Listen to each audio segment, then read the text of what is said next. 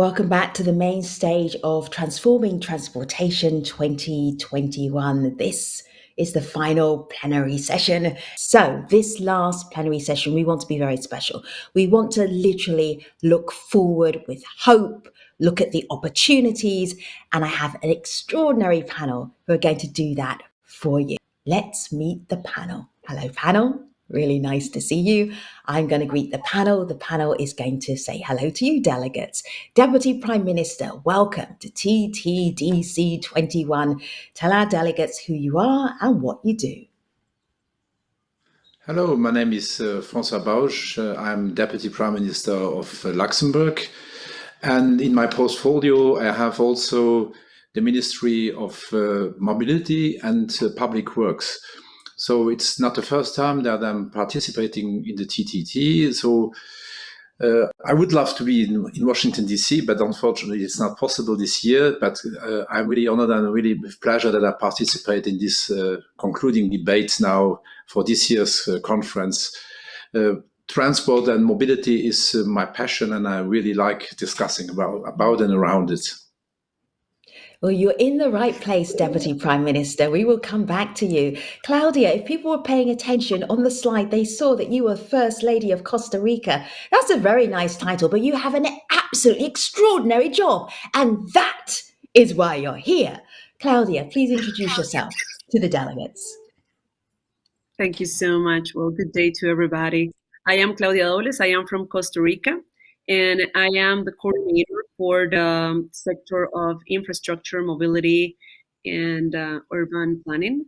So I am also the First Lady, but I think the first title is the most interesting one. I am very glad to be sharing with you Costa Rica's experience through this pandemic and our vision post-pandemic. I am very honored also to share this panel with the rest of the panelists. Thank you so much for being with us. Madam Minister, welcome back to Transforming Transportation. Nice to have you. Remind our delegates who you are and what you do. Thank you, Femi. I'm pleased to be part of TT for the second time. I'm Dagmawit from Ethiopia. I'm the Minister for Transport. It's a pleasure for me to join the team to share our experience and to learn from others as well. Thank you very much.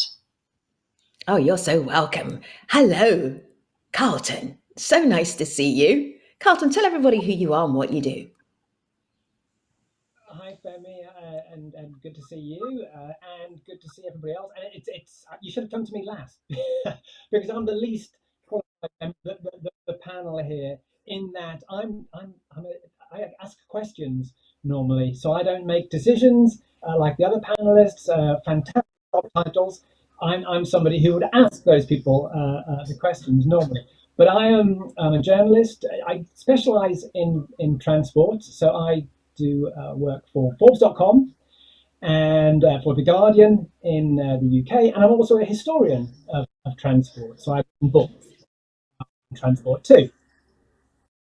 Fantastic. Carlton, you're very welcome and you're very humble, which is very British of you. Jürgen, so nice to see you. Welcome. Please elaborate on your numerous job titles. You're a very busy man. So glad you had time for us. Hi, Femi, and thanks for having me. Yes, my name is Jürgen Zattler, and I am a Director General in the German Ministry for Economic Cooperation. And there, my responsibilities cover climate, SDGs, and multilateral cooperation. Amongst those multilateral institutions, the World Bank. And until only 3 months ago, I was the German Executive Director at the World Bank. Thank you. Thank you so much for being with us. All right, so panel, we have an hour and this is what we're going to try to achieve. We're going to talk about lessons from our global pandemic for planning for the future, looking ahead. We're going to talk about opportunities for transport. And we're also going to join the dots between climate change, our current crisis, and what that means for the climate crisis going forward. There's a lot to do. Carlton, what would be the smartest first question to ask? And who should we ask it to? Well, I've been genning up on the other speakers. I'm a journalist, I do that kind of thing. And Ethiopia is fascinating. in that it bubbled up on my social feeds a few weeks ago that Ethiopia did have this transport plan. So it's fantastic that Dagmawit is actually here, and that potentially I can ask her questions on this. But what fascinates me about Ethiopia, and maybe I'll ask actually the question, is motoring is clearly like the elephant in the room in many countries. Many countries want to reduce motoring, and yet many countries, perhaps in places like Africa, including Ethiopia, maybe motoring is seen as something absolutely aspirational, and they want to have more and more motoring. If we've got so much motoring here in the West, why shouldn't everybody else have motoring? So we're kind of on this panel maybe going to be talking about how we want to reduce motoring for all those reasons you mentioned, not just climate change, but also congestion reasons, clean air reasons, importantly, health reasons. And yet many other countries probably don't see it in those terms. So my first question will be to Dagmawit from Ethiopia on how she's going to square that circle. Thank you. So shall I go for it? I think now's the time to answer that. Go ahead. Thank you very Madam much. Minister. It's a question. It's an excellent question. As a government, we are responsible to address the needs of our people. And we need to consider the situations that we are in. Previously, before the pandemic, we used to invest on roads for vehicles. But during the pandemic, we identified that we need to focus on our people and address their need for transport. In a developing country like ours, most of the people that are pedestrian. So if road that we construct should be the one that's going to serve the public. So recently, during the pandemic, we ratified the first national non-motorized transport strategy in our country, which gives much emphasis for the pedestrian and cyclists. And in our 10-year perspective plan that we already completed a few months ago, we gave due attention on how we're going to construct pedestrian ways and cycling lanes and give priority for more transport than individual vehicles. And by doing so, we believe we'll address the needs of our people, which is significantly majority of our people is pedestrian. Even the number of vehicles that we have, 410 population in our context, is not more than 1.2 million. We don't have as such large number of vehicles currently. But in urban centers like the capital, Addis Ababa city, the number of pollution, amount of emission is increasing.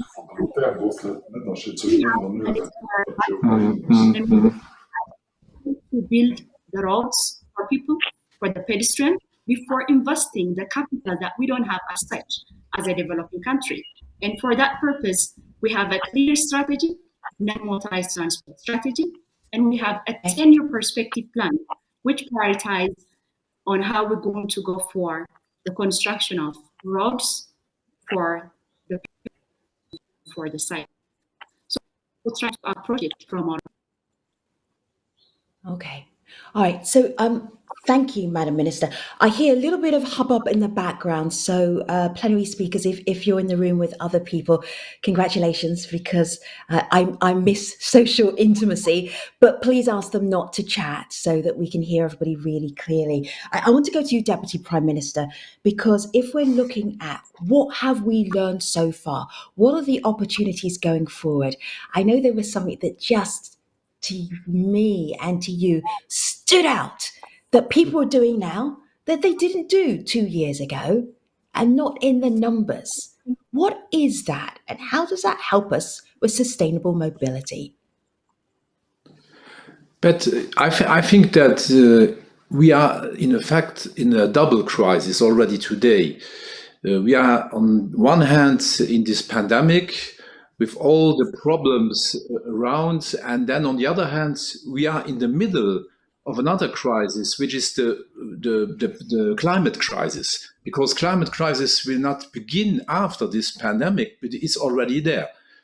And I think that what I could observe, especially in the mobility sector, because with all the problems that we had, for example, during the lockdowns that we had in the last years, people began to change their behaviors in the transport and mobility sector, especially, for example, in the urban areas. People really rediscovered, for example, cycling in a way that I would never had imagined 2 years ago or 3 years ago. I just got on my table today the figures of a survey that I launched during last year, just after the first lockdown that we had in Luxembourg, that was in March, April until May last year.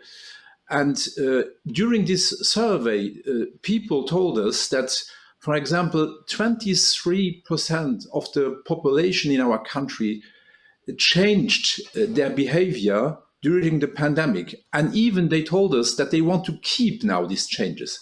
And most of this change came, mostly this change came in favor of cycling, for example. Nearly 60% of this part of the population, of this quarter, in fact, of the population, said that they had rediscovered cycling and that they want to keep it also after the pandemic and after the lockdown. And that is what we can observe also today. We see in our everyday life that people are using more and more, for example, cycling or biking to really do their daily business. So not only for sports or for leisure, but only to go to work and to bring their children to school, for example. That's one part. And the second part is, with all the eruptions that we had during this pandemic, that changed a lot in our minds in general. For example, why do I need mobility? Or for example, for the aviation sector, we will have a major change in the aviation sector. In Europe, for example, we are now discussing, would it not be an intelligent idea to again favorize taking more the trains and really building up more train networks instead of using the aircraft, for example, for distances for 500 to 1,000 kilometers. So there is a huge discussion in Europe. And we have, for example, the European Commission, they will launch this so-called Green New Deal now. And inside this Green New Deal, it's a huge investment program that they will launch now in the European Union. A big part will be reserved to invest in the railway sector because of these discussions we have. So a lot of changes that I could observe, a lot of really paradigm shifts that I could observe that we now should use as a transport sector to push forward this system change that we need in the mobility sector. Claudia, from the perspective of Costa Rica, if you're looking forward as we are in this session, what are the opportunities that you've taken from a global pandemic and you're able to apply for mobility, sustainable mobility, urban planning? What stands out for you? Thank you.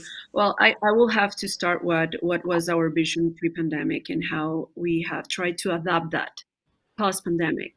We started actually 2 years ago, February 2019, we launched in Costa Rica our decarbonization plan, trying to reach a new vision for socioeconomic development, more sustainable, reaching for well-being, quality of life, but also job creation in terms of the fourth industrial revolution.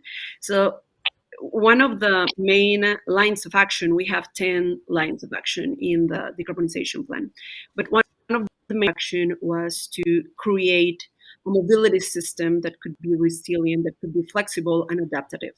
And the truth is that, unfortunately, in Costa Rica, we have invested a lot in a vision of a private, more car-centric development.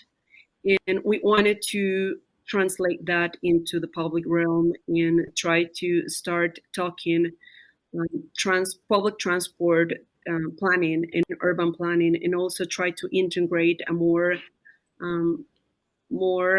expanded vision of mobility. So that was urbanization plan. So that's how we started. That's the vision where we started. We made great advances in several areas of action, like how to transition from fossil fuel to zero emissions fleet, both private, how to make the enabling conditions, how to start working with the local governments to create the enabling conditions also for non-motorized mobility. It's quite interesting to hear the example of Luxembourg, and I can tell you, I wish we could have that in Costa Rica. In Costa Rica, people through the pandemic, they didn't rediscover biking because they have to discover it in the first place. We need to create that culture in the metropolitan area, and for creating that culture to provide confidence, we needed also to start providing the vision of a more pedestrian, more friendly city, and how these can work together with the transportation system and make it more robust, make it more resilient, more diverse. Also, Claudia, we Oh, I'm sorry, Claudia. I was just picking up on your thought about the cycling, because the Deputy Prime Minister, it wasn't a big deal for cycling 10 years ago. I mean, there's been a resurgence. So I'm just wondering what you would say, DPM, to Claudia. Can you take But that model and take it to Costa Rica? Is that even possible? yes, it's possible everywhere. You know that Luxembourg is the most car-loving country in the world, I would say, beside Qatar, because we have in Luxembourg the car and the individual immobility culture is very much present still today. And I would say when I started 7 or 8 years ago, we had already a little bit again cycling culture in different cities in the country.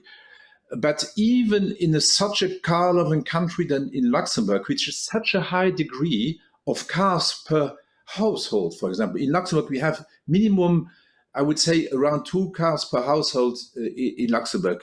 So even in a country like this, it's possible to change, but the precondition is that you must really attack to build up a good cycling infrastructure. The infrastructure is the key to the success, so that the population will really use cycling again as a mode of transport. But on the other hand, I'm really sure, especially also because of new tools, new elements that entered in the last years in the cycling culture, like electric bikes, people will more and more rediscover cycling. So it will be a major topic in every urban area in the world in the next 5, 10, 15, 20 years. I'm sure Wow, about this. that's a prediction. Claudia, carry on. Sorry to interrupt you. I was just like, No, is that thank possible? you. We've got the It is. DPM here. Let's just ask him.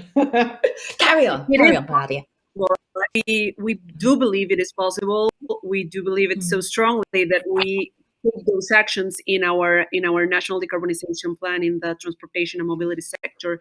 And I completely agree that for that, the first thing is the enabling conditions and the infrastructure to people gain confidence. And I will have to provide a little detail here, because if not, Costa Ricans could get mad. We have a different type of culture in terms of mobility in our greater metropolitan area, where there is no biking culture. There is no biking culture. There's a lot of people and there's a lot of groups that they want to promote this, but in general, people don't get to a bike to go to work or go errands.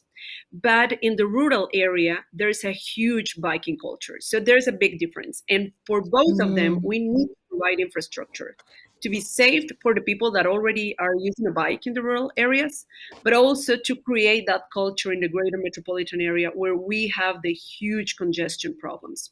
So I agree. I believe and it's a great reference to see that other countries have done it so well, and that people have rediscovered this non-motorized type of mobility. So again, we were trying to work everything at the same time to provide a holistic vision of how sustainable mobility should get. Then we get a year ago, everything has happened in February. Exactly a year ago, when we were celebrating the first anniversary of our decarbonization plan, we got the first cases of COVID-19 in Costa Rica. And everything, the priorities of the government just shifted very quickly in how to provide a responsible response and strategy our people safe.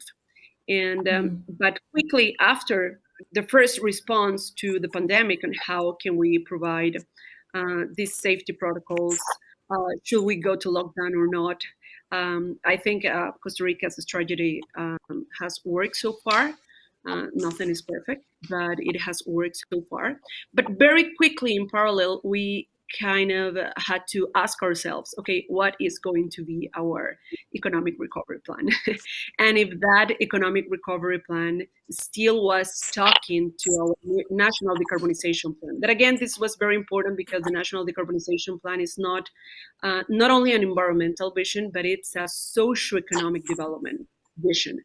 So we had to ask ourselves, is this still working? And the answer was that we strongly believe that it has, because we search for innovation, resilience, be more adaptive, and be more flexible. And everything that we had in that decarbonization plan needed to be done in a recovery post-pandemic economic plan. And we still are going forward for capital investment, very much focused on services, very much focused on what we were the main investments in the decarbonization plan, which is moving forward to a more digitalized Costa Rica, a more decentralized Costa Rica, obviously decarbonized Costa Rica.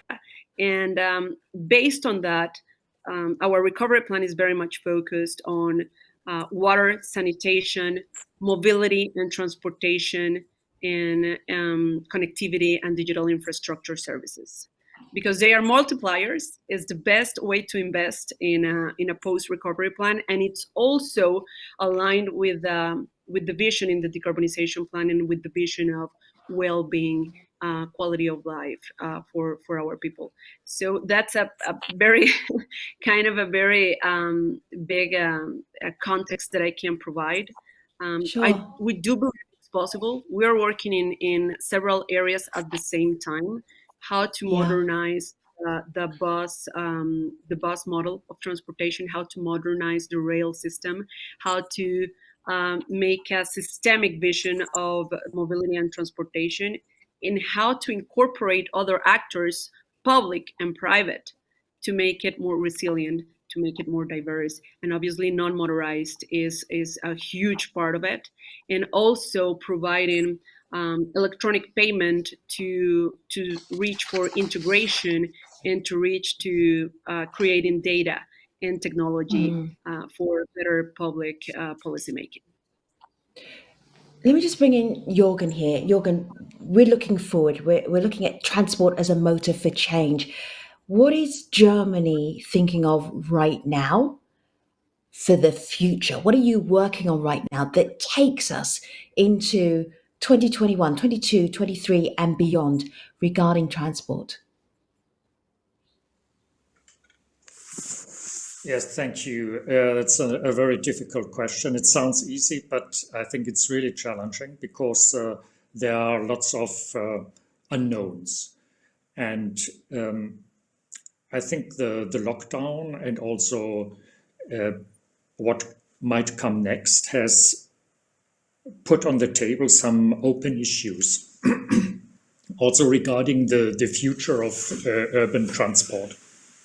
So what we could see in Germany is a substantial drop in transport, in public transport during the lockdown. During the first lockdown, it was a drop in ticket sales of some 80%. And this really put at stress the financial accounts of the operators, of the public operators very often. So the question is, will we go back to the conditions we have seen before, or will there be a kind of new normal? And that's not easy to answer this question, because there are those variables like there might be more pandemics, there might be more awareness regarding the spread of other viruses in the population. There might be an increase in the work from home, of course, which might reduce traffic. Then perhaps congestion in the roads will get less severe, and people will switch to private transport. And looking at private transport, we also see that shift, which has been discussed. Will it be then cars? Will it be shared cars? Will it be bikes? Will it be shared bikes? So I think these are many variables, and it's not easy to predict that. But I think we have to take it seriously and really be open to adjust our plans.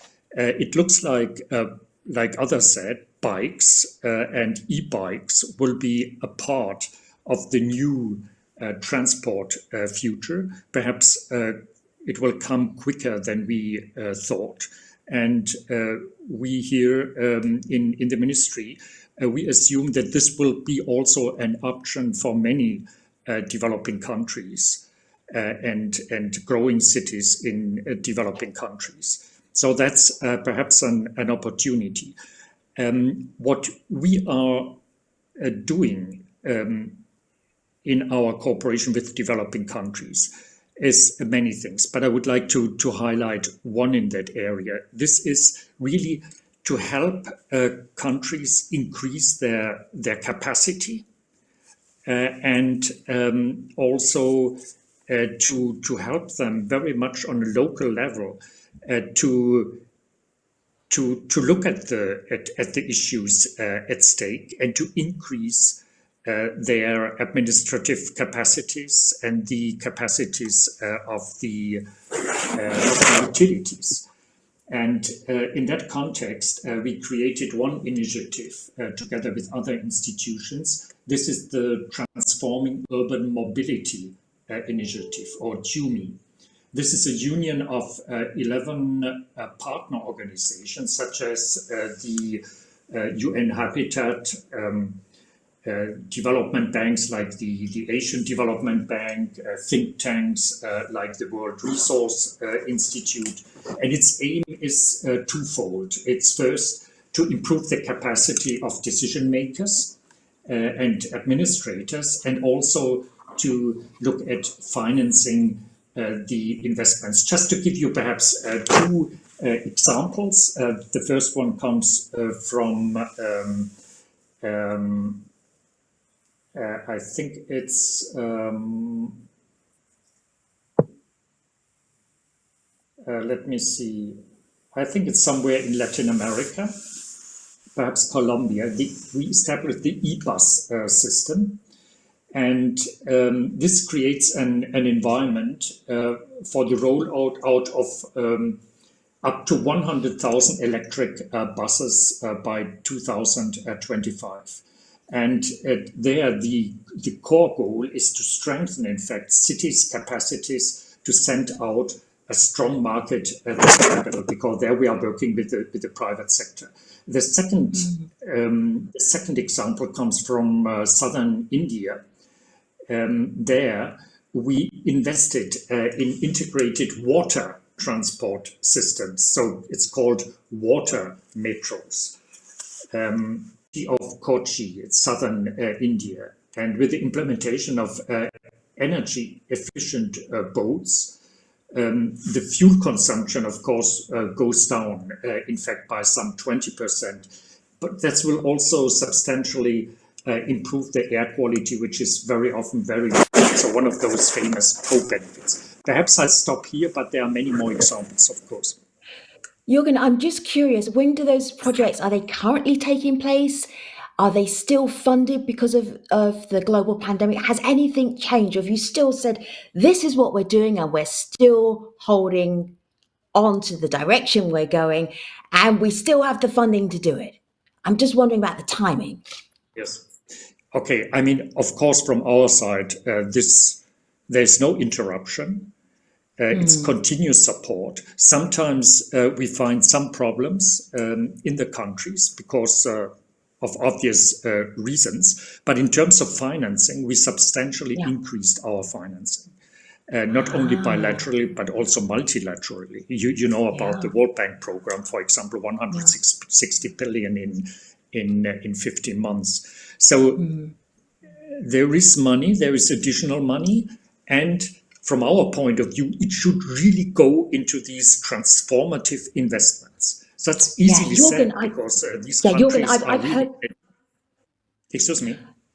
Exactly. And I've heard this argument before, and it's come from organizations like UNEP and environmental organizations that are saying money from COVID or COVID bailouts should go into programs that are about being green, building back greener, sustainability, that there is money available and that's what that money should be applied to, as opposed to, we don't have any money, we're in a global pandemic. Jürgen, sorry, please continue.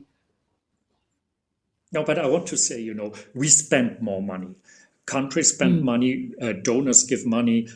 Perhaps it's short, that money, but there is really a strong rationale to spend that in that kind of way for different reasons. The first one is we know that when we have money at hand, if we design stimulus programs, first we should focus on investments, because investments have the biggest multiplier effect. And so you get more bang for the buck with investments. And if you spend those investments into sustainable infrastructure and climate-related infrastructure, you are getting even more bang. There are assessments which demonstrate this multiplier effect. So that's the first reason. The other one is, of course, we are all in a crisis, all our economies. And the immediate reaction is, okay, just let's save all the infrastructure. Let's all save all the companies out there.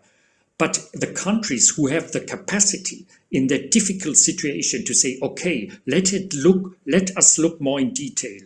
What kind of investment just, stabilizes, and what kind of investments has a double benefit and makes us also ready and better equipped for the future, for future challenges. And this is one, really to transform our cities and to use the money which is there, perhaps not to the extent necessary, but use those investments in that kind of way.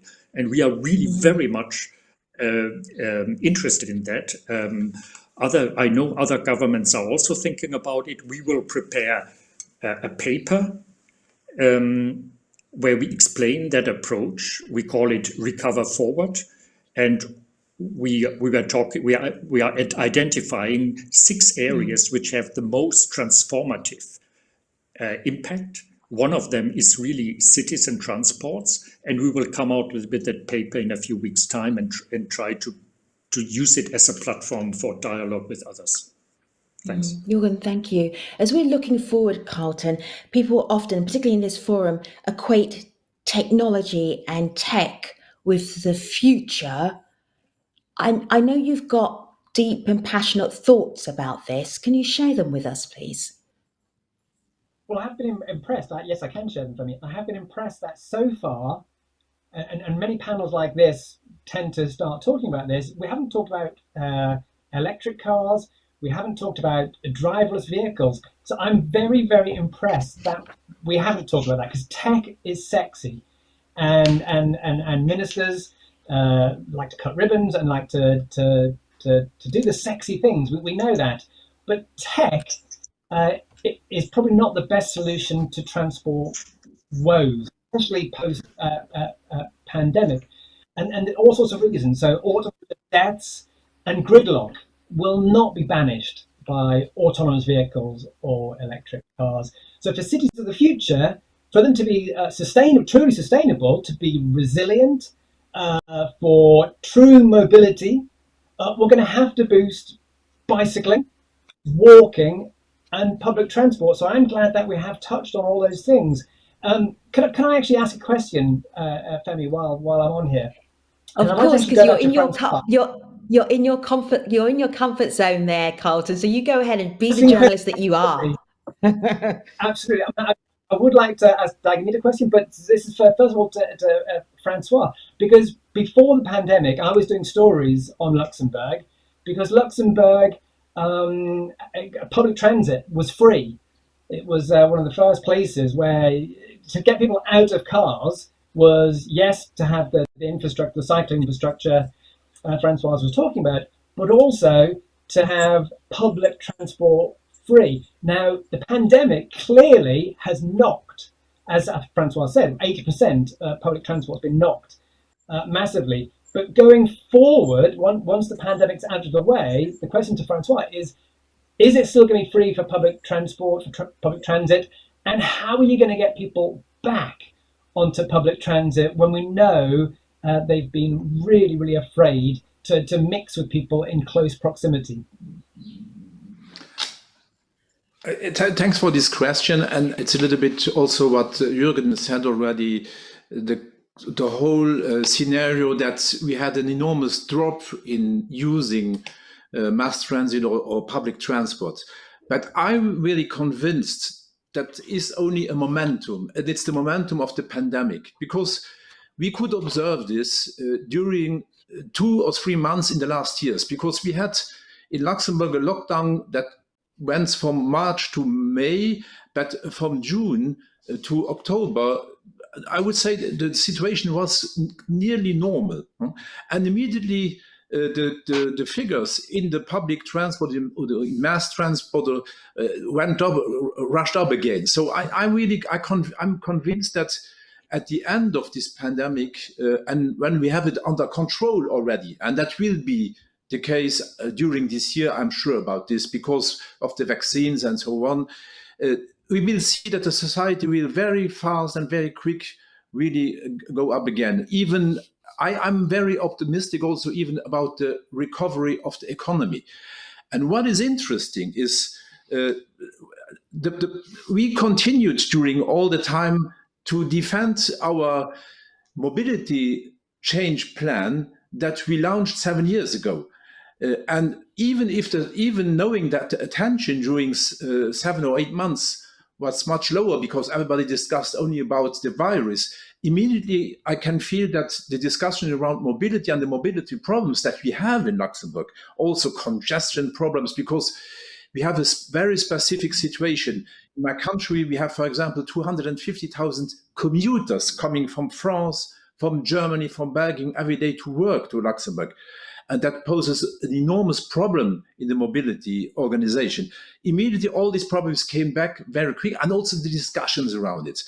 And what I'm convinced about is we did an enormous experience during the last year, because never before the global population has spent an entire year pausing and listening to the message, for example, that the behavior of each individual matters for the well-being not only for its local community, but also for the human community. And that is a lesson that is enormous, that the population learned an enormous lesson around this during the last year. And if we use this now in the climate change debate, and if we knowing also that in the climate change debate, the transport sector is the major place where we must really act in the next years. And then, for example, also, like Jürgen said, use these recovery plans that are launched now in nearly every country to really fight climate change, and then invest this money in the transport sector or continue investing. That's an enormous opportunity. And we must not forget, we have at the end of this year, the COP26 in Glasgow, because the COP26 had been postponed because of the pandemic, and that will now come just at the moment in autumn when we have a little bit more the control over the pandemic, and we'll relaunch the whole climate discussions. And on the COP26, the transport sector will be the sector where the focus will lie on this year. I'm sure about this because I know that already many things are being organized, discussions are being organized around the COP26. So I'm convinced of what we started 7 years ago in Luxembourg, with an enormous investment program to change the mobility system, because I really want to underline this. Technology is a tool. It is a tool that we can use, but we must change the system, the mobility system. And I think I'm really optimistic that with what the population has lived in the last year, it's much easier. It would be much easier to discuss this than it was before the pandemic. That's such a good point. I am going to, panel, take some time for our delegates who have a lot of questions for you. So this is our plan. I will ask the question on the behalf of the delegates, and you will come back with a very pithy response, which means that we can get a lot of questions into the rest of our session. So these are instant thoughts back to the delegates. Thank you very much for your cooperation on this one. I'm going to start in Addis Ababa. Madam Minister, stand by. This is from Wendy Gia. Wendy says that Addis deployed a bike lane during the COVID pandemic, which was very popular. The city is moving ahead with corridor improvements, including bicycle lanes, bicycle parking, and widened sidewalks. I am smiling so wide now. I am so going to go cycling if I can get to Addis sometime in the future. How did this go down? I love the idea of biking in Addis. Madam Minister, quick response. How did you make that happen? Thank you so much, Femi. Yes, we're doing it with our partners because we believe that this is one of the alternatives that we need to provide to our people.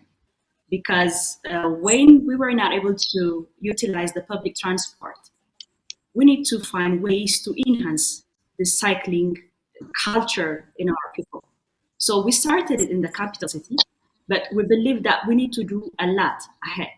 Even in urban areas, which is not the capital, there was a trend of cycling, but it was completely shifted within the past 5 or 7 years. We're trying hard to bring back that culture. We started it with the capital. Even in the capital, we need to extend the lanes that we have started, because at least there has to be a complete circle.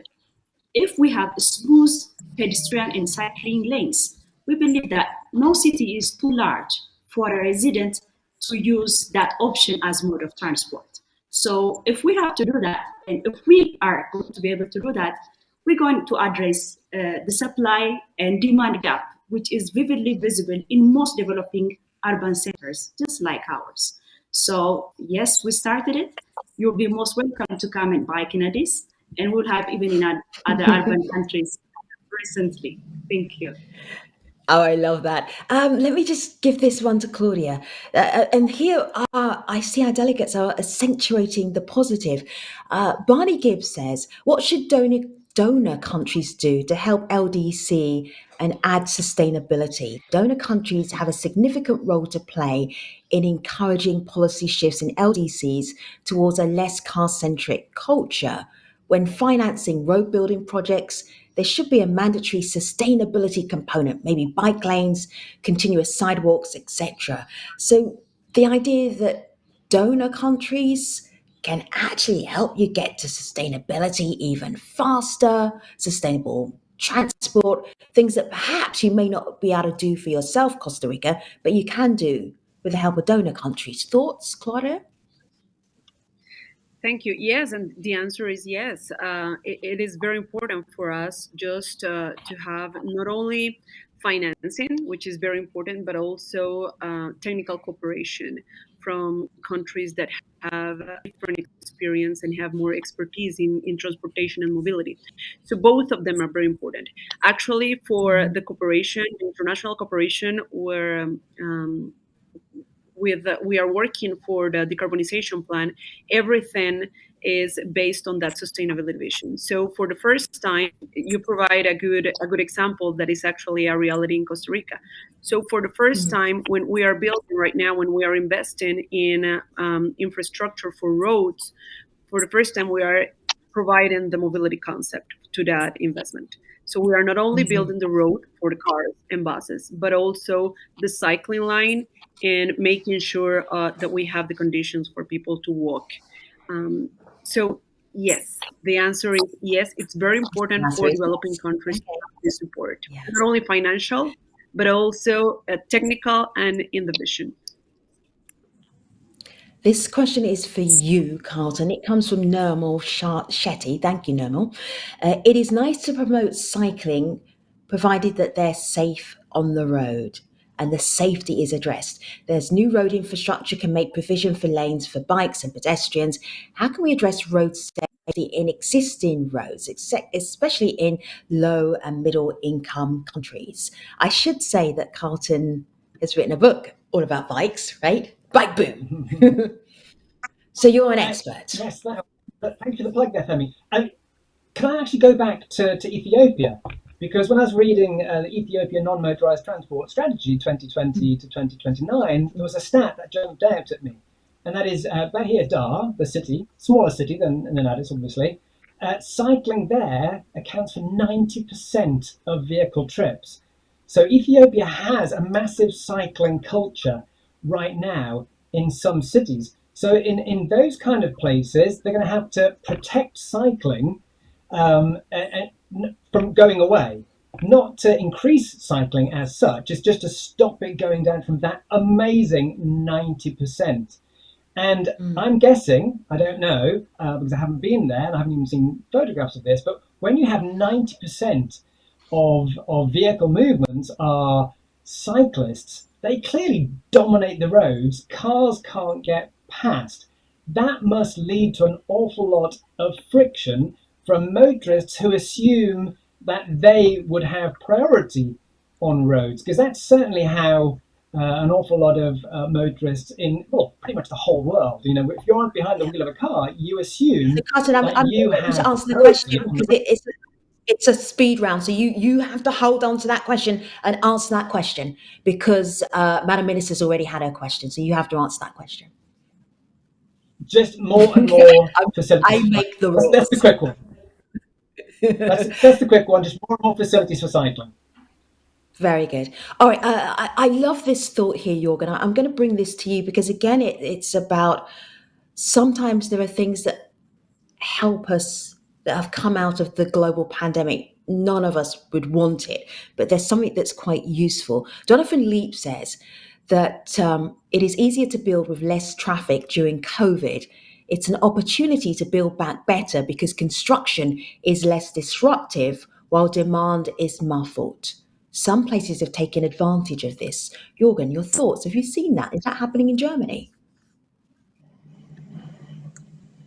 It's again not so easy to say. I have the impression that this happens to some extent, but I have the hope that there will be even more opportunities for that to happen in the future.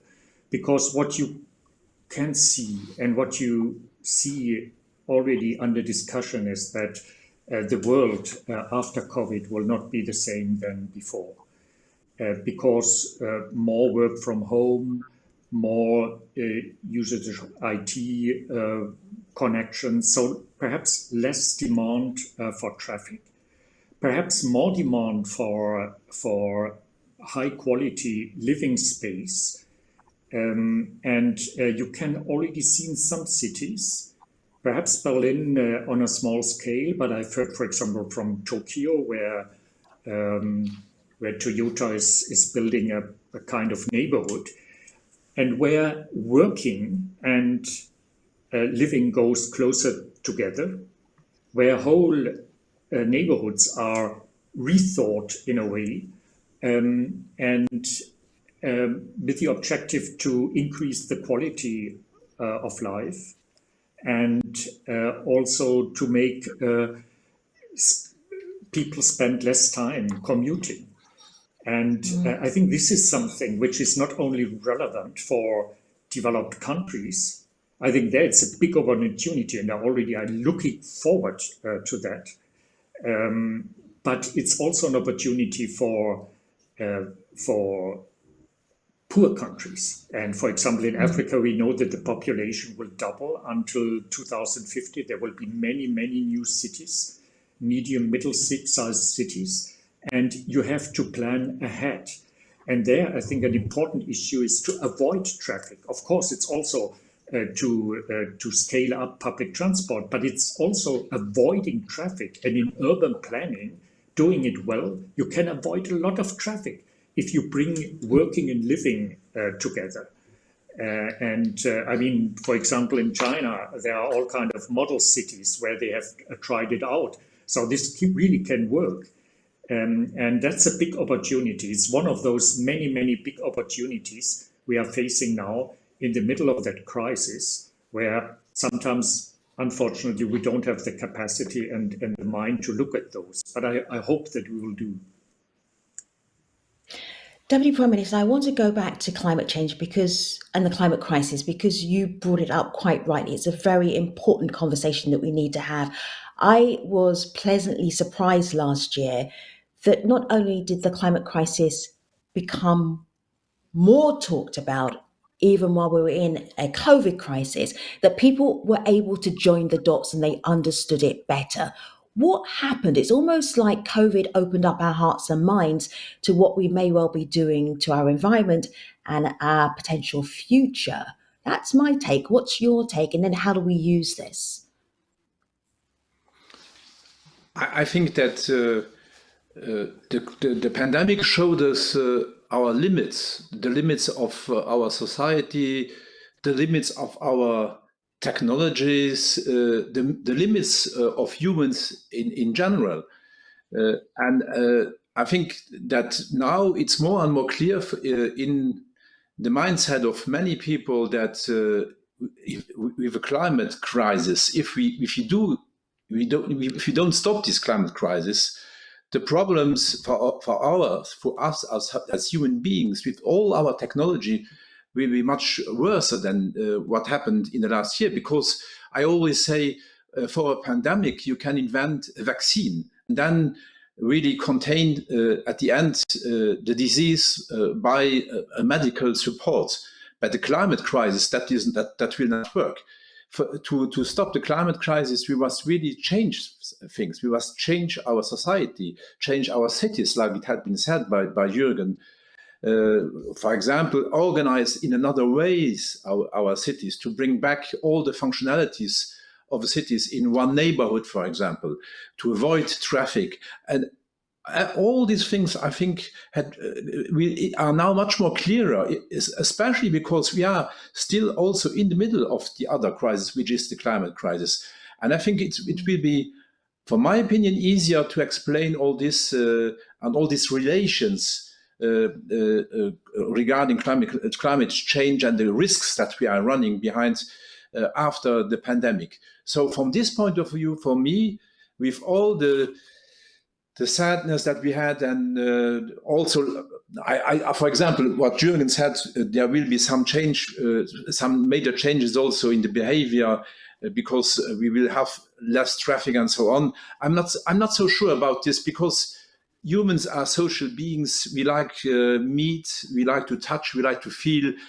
I'm not so sure about this, but I think on the other hand, the limits that we had been shown with this pandemic, this will stay, and that will help us, I think, also to discuss then on a complete different basis climate change.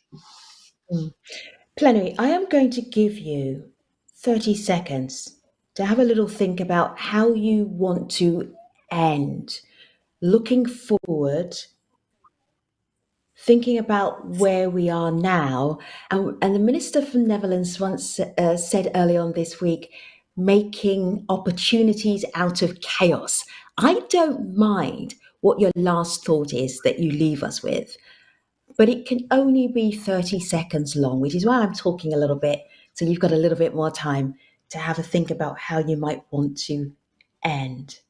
So just to remind you, we have the Deputy Prime Minister of Luxembourg, we have Claudia with us, who is from Costa Rica, Madam Minister from Ethiopia, we have Carlton Reid, who is a journalist and a historian. He studies and he researches and he writes about transport. and we have a Jürgen from Germany who is interested in development. So we have all of these incredible experts with us. And when we're looking forward, how would you be forward thinking? How would you leave us on a high note? Madam Minister, please go first. Thank you very much, Femi. Just to address the questions that has been raised earlier by the journalist. Yes, Bahar Dar was one of the urban centers that we have in our country, which used to have large proportion of cyclers in the city. But that's not the case recently in the 5 to 7 years, because three-wheelers, they came to the street and they made the cycles to go back home. So that's the culture that we want to bring back. It was a culture, and we can bring it back, and we're working towards that. So as a developing country, we believe that the option to access transport for our people is by providing a kind of mode of transport which is affordable for our people, which is cycling and other motorized systems of transport. I aspire to see a little girl in the rural area of our country having a cycle of her own and addressing the needs of her own by herself after we avail this system in our country. So this is why I just want to put it at the end. Thank you. Thank you so much, Madam Minister. Jürgen, your final closing words of hope and inspiration are what? I start with a low note, and that's, it's not just a pandemic. It's not just a health crisis. It's more than that. It's really, with the pandemic shows us that we put too much stress on the environment. And therefore, the whole system is in a crisis. That's a low note. But that's an opportunity. If you make aware this to your people, to your friends, and so on, I think there can be something very, very positive. We are human beings with own ideas and innovations. So let us take that opportunity. Let us make it chic, to go by bike. Let it make it attractive to think about how we can reorganize our cities. Now, don't go back to this passive role. Oh, it's a crisis, and we have to reestablish what we had before. Thank you so much. Claudia, how should we end? I think the main lesson learned for us in Costa Rica is to live with complexity, and how we public policymakers need to be more flexible, need to respond faster and in a closer way with different sectors in order to provide the most appropriate answer for the needs of our communities. So I think it has been a lesson to learn in terms of working together, closer, and in a more adaptive way. And obviously, we didn't lost our north, which is how to create Costa Rica a decarbonized, decentralized, and digitalized country, but make it more flexible, more faster, and closer to all the sectors in the country and internationally. Thank you. Carlton, it's been invigorating having you as my co-presenter, my co-host. You think up smarter questions than I did, so kudos to that. Your final thought to end this session would be what? Present company excluded, but politicians around the world tend to be guilty of warm words about walking and cycling and other forms of active transport. I would like to see the cash. So that's the important thing. We need the actual hard money. Put it on the table and let's get these modes moving. Oh, excellent. Deputy Prime Minister, your 30 seconds. How are you going to use them? I will join what had just been said before. I think if we are smart enough to transfer these collective lessons of the pandemic to our handling in the climate crisis, I think then we are very good prepared to also handle this climate crisis. And I completely join what Jürgen said. Let's be optimistic on this. Let's be emotional on this. And then we have also then the right, if we find the right measures to get also out of this crisis and build a complete different, on a better world. Mm-hmm. Plenary panel session number 6, the final one, ending in style. Thank you very much for your expertise. Really appreciate you. So we spoke in that plenary session about the impact of climate change on transport, a new awareness about the climate crisis. So this next video feels particularly appropriate before we head into our closing session, Fireside Chat. Take a look. Mobility is the lifeblood of our communities, the essential connector that links people and countries to a better future. All around the world, transport systems have been moving record amounts of people and goods. But at what cost? Transport is now the second biggest global contributor to greenhouse gas emissions. But transport systems are also directly affected by growing climate risk. Extreme storms, floods, and other phenomena can wreak havoc on infrastructure, with severe consequences for people and the economy. Climate change and its impact is forcing us to rethink the future of mobility. The World Bank is helping developing countries tackle this new reality with greener, more resilient transport systems that connect people to jobs, health, and to all the opportunities they need to build better lives.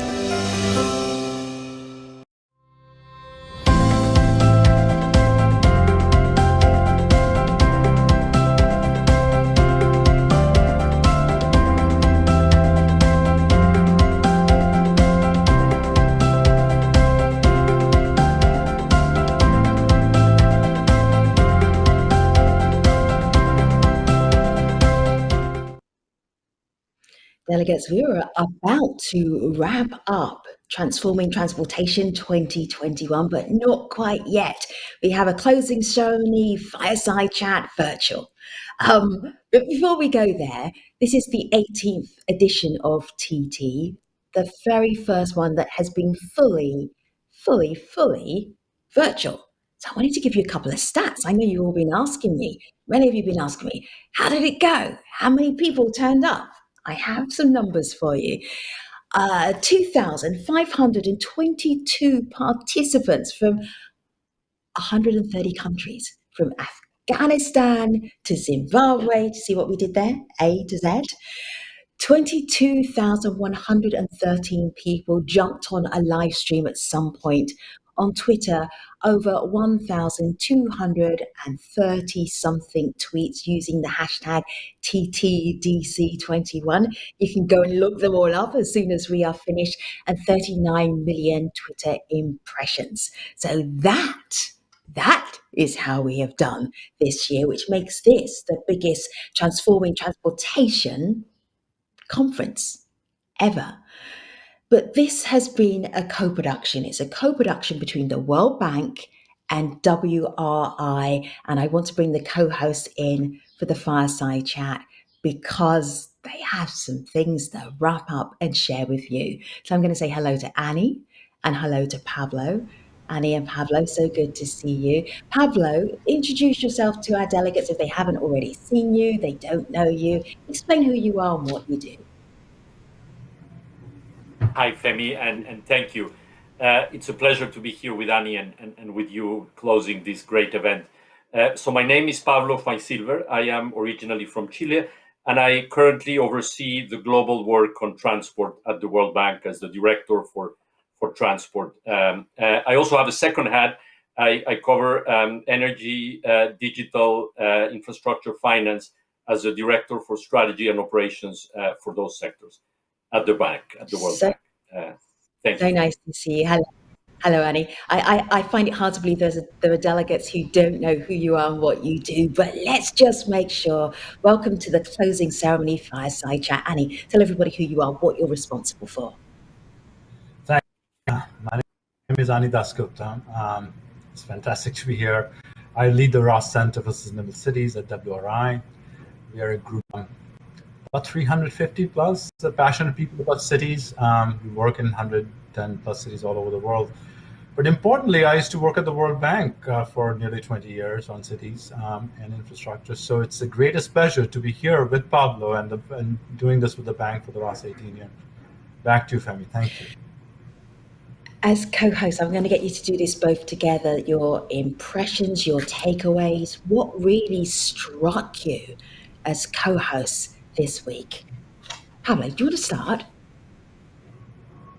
Of course, Femi. Listen, I think you were just saying it was a fantastic event. I mean, it was greatly attended. We had great debates.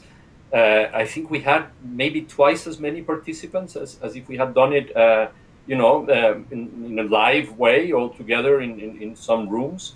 I think it was greener than if we had done it, physically. We saved tons of greenhouse gas emissions, and it was very productive. So I think, in some shape or form, I think that this online, format is here to stay. Over to you, Femi. Annie. Yeah, Annie, go ahead. I agree. I mean, to be honest with you, the numbers you just said, Femi, I mean, as you can imagine, us as organizers, we were worried this year, right? Well, how will we do it? How will it be the same? Of course, it won't be the same. But it was amazing. Amazing in the participation across the world, but also people who would have never traveled to Washington are participated actively. So for me, and I'm sure for Pablo and the whole team, we're going to think differently in the future how we do these things. And there would be some kind of a virtual part of to anything we do. So pretty exciting, to be honest, in spite of the pandemic, what the team pulled together and the very positive response we got from, as you say, from Afghanistan to Zimbabwe. Mm-hmm. I really like some of the topics that we were wrestling with, and we truly wrestled with them this week. We had 6 plenary sessions, 11 parallel sessions. There was the expo area as well as all of the connections via social media.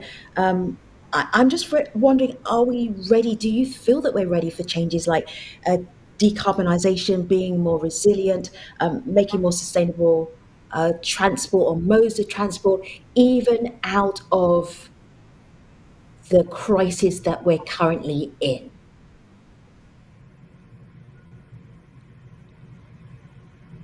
Happy to get us started on that very good question, Femi. Listen, I think there are 2 things that struck me. One is the sense that there is a very strong convergence on the importance of making changes in the way we make transport work, both for the people and I will say for the planet. I think the crisis that COVID has brought us has a silver lining, that we are seeing the importance of changing what was not working before, and we are realizing the urgency of the climate crisis. So my sense is that there is a strong convergence. You hear similar views from governments in developing countries, in high income countries. You see the same sense of urgency in the private sector, in the civil society. I think I come out of it very invigorated, I should say. I think there's a sense that we need to find practical solutions, that the time for action is now, and that with COP26 at the end of the year, this is the perfect timing for us to put our minds together and come up with practical recommendations, practical solutions. I think President Malpass referred to that need for being pragmatic, being practical, and I think it's a great conclusion from these debates.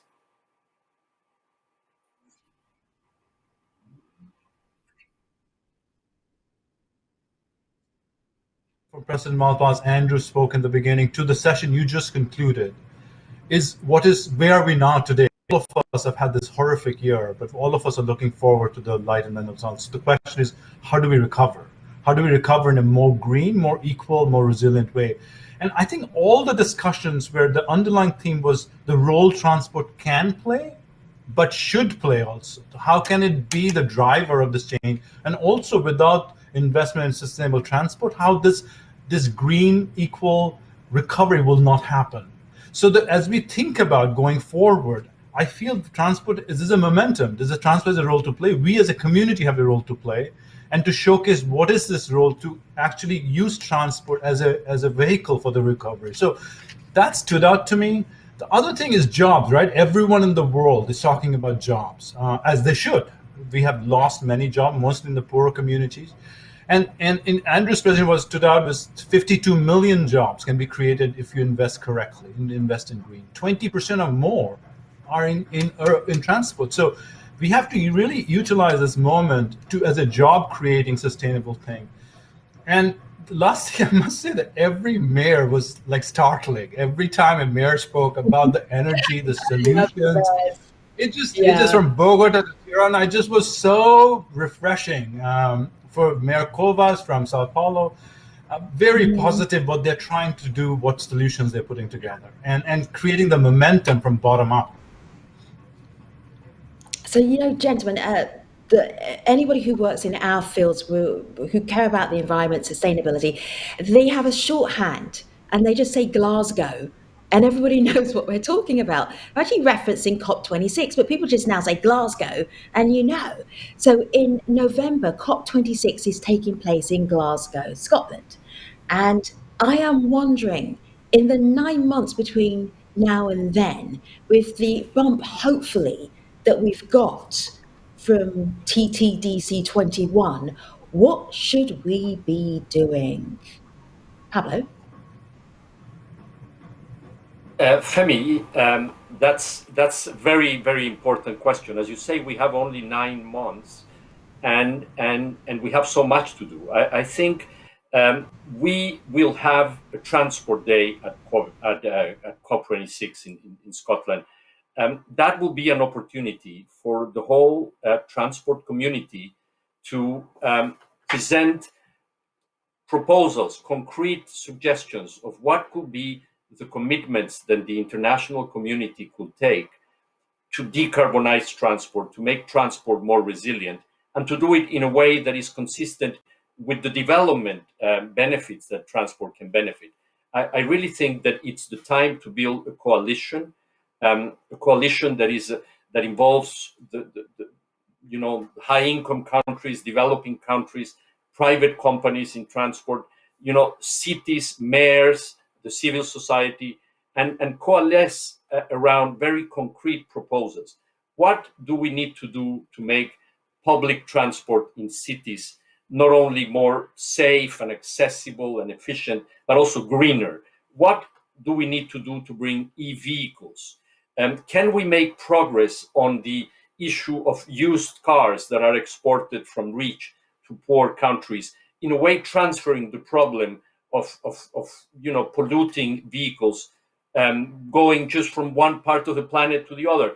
So we need to really identify, I would say, 5-6 big themes on which COP26 can make decisions that will guide our work going forward, starting from the meetings in Scotland.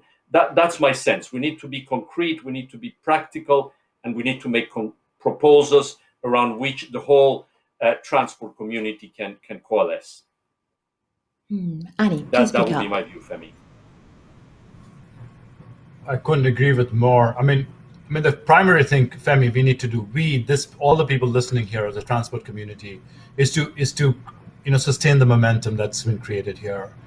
Sustain the momentum and a clear narrative about how sustainable mobility investment can be the vehicle, can be the solution out of where we are, right? And we need to do it in a way that is so straightforward that we can tell our grandmother on a phone call, because we can't see them anymore directly, that what is that? Why is transport investment is the right thing? So that's number one, a clear narrative that is understandable to everyone, because this is the moment for that. Number two, I think we have to get countries engage in their national commitments. This is already happening in making sustainable mobility a central piece of what they're thinking about in their commitment.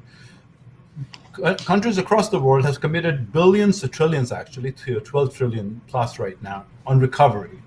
Very little of it right now is on transport, and even littler of that is actually on sustainable transport. That needs to change, and we are seeing that's going to change. You heard Biden administration just announcing 6,800 of all vehicles in federal fleet will be electrified.